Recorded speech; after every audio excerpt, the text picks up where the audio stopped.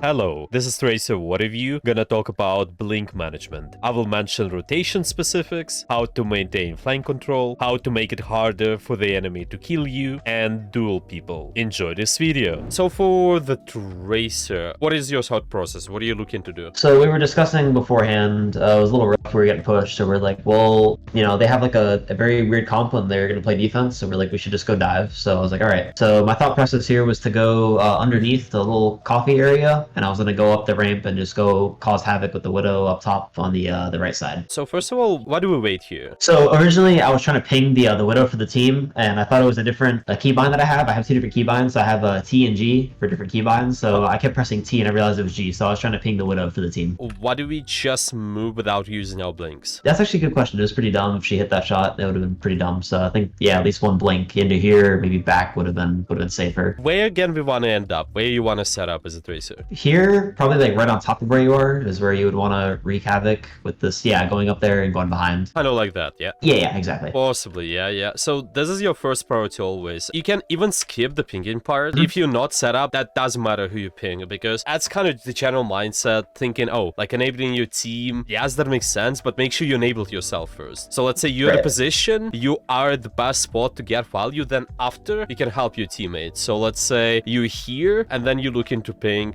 then you are paying to concepts which are more under your control rather than what's under your teammates' control. That's why even here, it's not necessary to do anything, I think. It's okay. Like, I wouldn't say it's like bad, but make sure it makes sense. We still can get to the better position. We still can use our blinks and get at this like top, for example, basically like setups. Now your Reaper is about to fight, your Reaper is TPing, but we're not even ready yet. And your monkey is diving as well. That's our first priority. Set up on the flank. Make sure you're gonna be using this position, especially as a Tracer. You're gonna be flanking more, even compared to Soldier, because you're really self-sufficient. You have a lot of mobility to help you. If someone's gonna push you, you can always get away. You also have the recall, so yeah, just kind of not set up for the fight. I think you was assuming that someone's gonna draw from the top. That's why we were kind of waiting, but we just want to get to the good place first. What is the area which we can use, which gives you more options? What do you think? Because this here is kind of limited, and it's really easy to punish for this Junkrats, for even Cassidy, to be honest, as well. Why this space is fattening usually, why it's just kind of disadvantageous to be here as a Tracer, is because you have really limited options of where you're gonna blink. Let's say I'm fighting this doorway, and I just kind of standing in this area. Now, what I can do, I can blink here, I can maybe blink there, but I cannot blink like here, there, here. You can be stuck in the doorway, but you can blink through the doorway. Not as many options for you what to do, especially if you're in this tiny corridor here. If you're just stuck on the stairs, you want to have more options. Ideally, you want a position where it's easier for you to blink. So this building that you're like right in front of is not too bad, I think, to dance around, and maybe this bottom right corner where it connects to our spawn-ish, like that little L over here. This is a little bit more open, but you still have decent amount of corners. That is something you can think about. So first part is, I'm thinking about the threats who can easily punish me. I don't want to play in the spaces where they good at. And the second thing is, you want to have more options what to do with your blinks as well, because here I can play maybe around even this statue here. I can always go back. It's important to mention what we just said about the flanks, and you having more options, you making sure you play around the threats too. It helps you to maintain the flank longer, because you're on the flank longer. If somebody is trying to shut down you, because you can pull out more resources, your team can survive. There's one more thing which can help you to maintain the flanks. It's extremely important as a Tracer, especially it's those HP packs are. So play around the HP packs more. These big mega we can play around. Also have this mini in a building. But if I'm up top, the only HP pack I can play around is technically this. That is something you have to keep an eye on. Ideally, you want to have more HP packs. Maybe sometimes you will not have multiple, but at least you want to have an HP pack, like more advantageous one. So another thing which I noticed is we want to get more value when we distracting. You're distracting through the pressure. But the problem is, without pressure, it's not really effective. If you look at this, you do 0 damage. What the solution should be? So I think like the better thing with this is to kind of take advantage of like what the fall off is. So I think it's maybe half of this to the distance of where I'm shooting BAP. So maybe like where that door is behind him, I could be shooting him. Maybe make myself unknown until I get up into kill distance. Maybe when I try and kill supports, instead of saying like, hey, I'm right here. Exactly. You want to get as close as you can. Try to shoot them at a close range. That would be ideal if you can get to this position. But let's say you cannot do that, then you can invest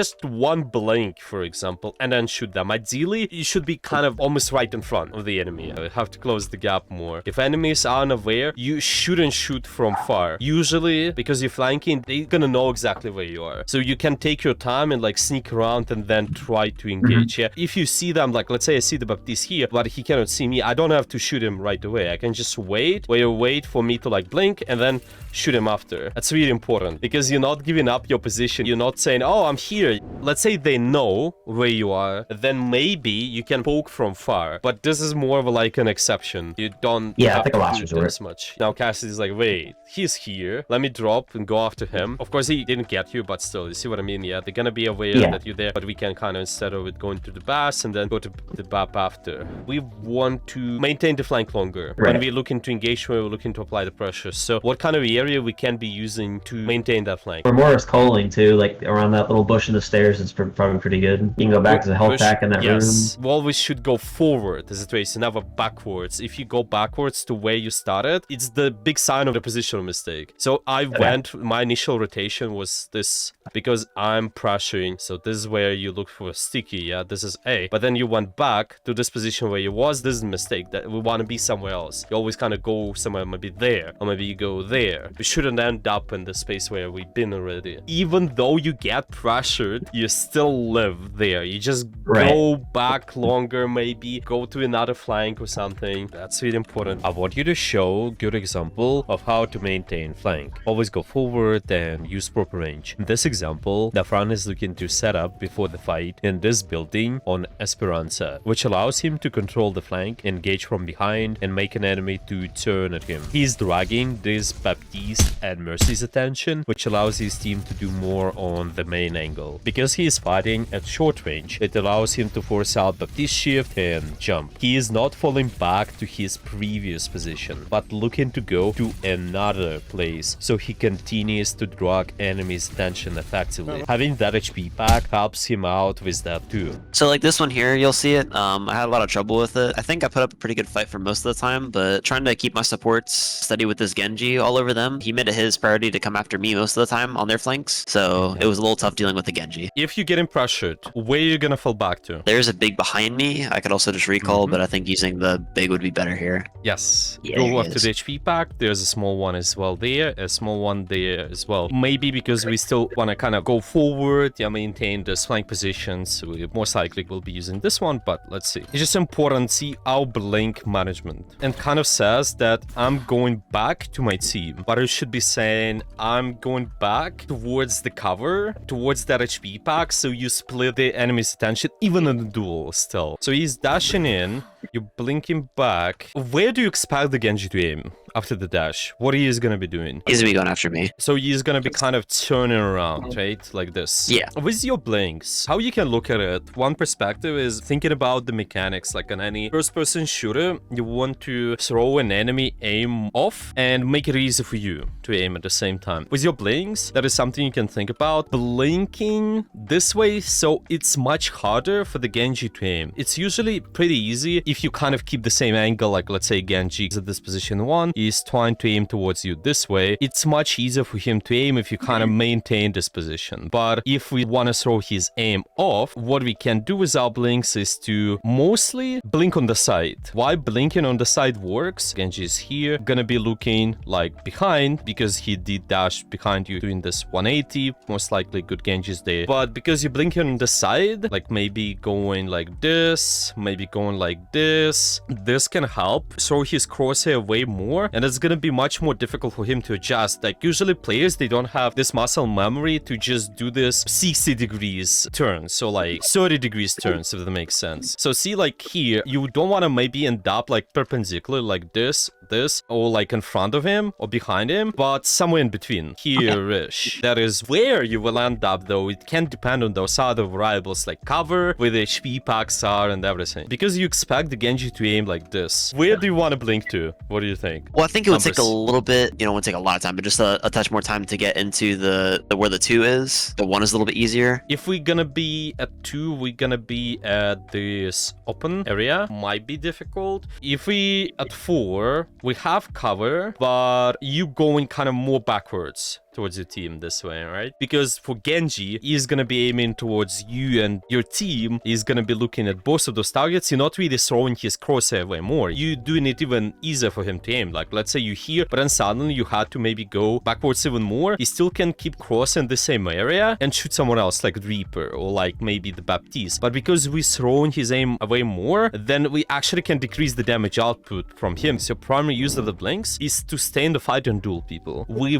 want to avoid their damage, and to avoid their damage that means just normal bursts, normal shots, and their cooldowns. That's why it's important for us to know where we blink, so it's harder for the enemy to aim at you and it takes time for them to turn. But then when they turn, you can actually blink and stay alive. That is the main use of the blink. Let's say there, you want to take the fight with the Widowmaker, and if you have more blinks, you can just stay alive longer. That's why it highly depends like on where you're going. Yeah, if I want to go in this Widow, I wouldn't do this rotation. I would maybe do it in a different way. We're closing the gap without blinks. We have to use 1-2 blinks like this. Because we do that, now we have only 1 blink, which allows us to fight the Widowmaker. So what your rotation should be in order to have more blinks potentially? What you can do? Is it possible to just go straight across this gap here from like halfway up these stairs and go to where she is? Like where your mouse is right now?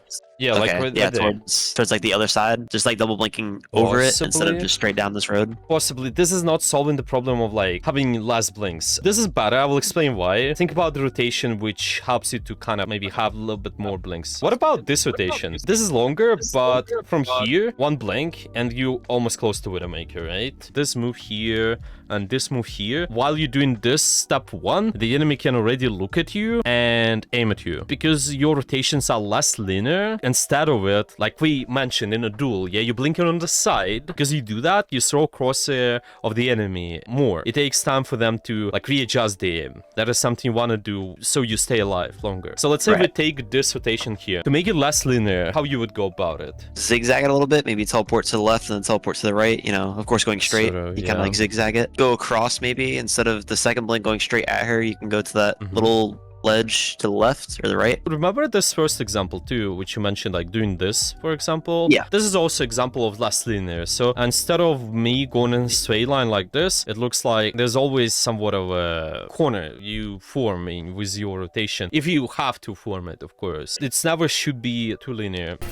It's like right there, should die. But let's say you blink there. Now this Widowmaker is like, wait a minute. She's gonna be, wait a minute. The face is there. She's blinking on the side. I have to turn my crosshair. This takes time. Also, a lot of players, they don't have this muscle memory to just again do those 60-degree shots if you end up on the side. Again, the same thing would apply to what do. You don't want to blink like this. You want to blink on the side, either back or forward. I think back works a little bit more because you have this backup option. By looking at this, can Genji do a lot of damage to you? Yeah, I think he killed me here. You can just do a right click and a dash. I think it does 150, right? You can 1 kill with this. Because we want to be avoiding big damage, it's usually just big burst, normal burst, like anything. Again, just right click, the pin, obviously. Like you don't want to blink away.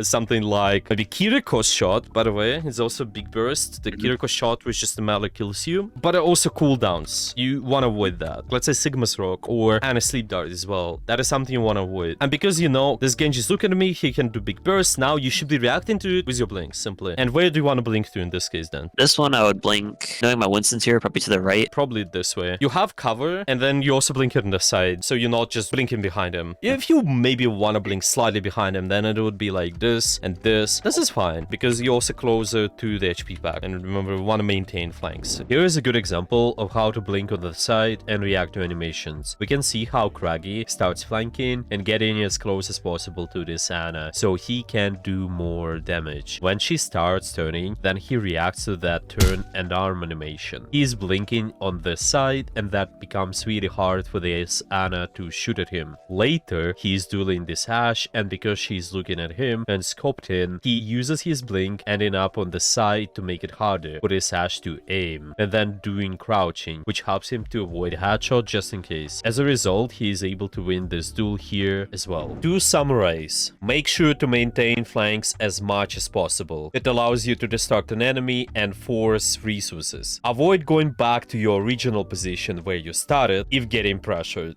Keep going forward. Try to blink on the side usually to throw an enemy off more. React to enemy attention and animations when looking to blink as well. Make sure to subscribe, and if you want to know more about blink management and other related concepts, then you can find me on Metafy. I do free consultations for new students and have a server where I help players for free. All links in the description down below.